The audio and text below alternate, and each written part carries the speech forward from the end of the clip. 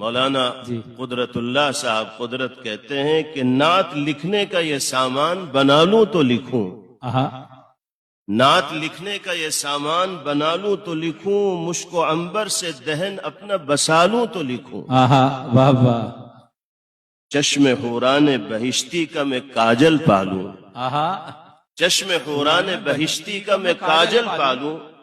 شاخ سدرا سے قلم پہلے بنا لوں تو لکھوں، بہت اچھا ہے، شاخ سدرا سے قلم پہلے بنا لوں تو لکھوں، بہت اچھا ہے۔ اور آگے دیکھیے، یا قلم کی جگہ مل جائے مجھے نوک ہلال،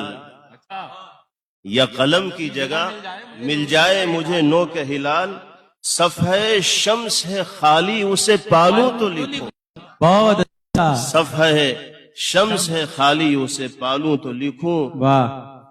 پہلے جبریل سے آداب کتابت سیکھوں، بہت اچھا ہے، پہلے جبریل سے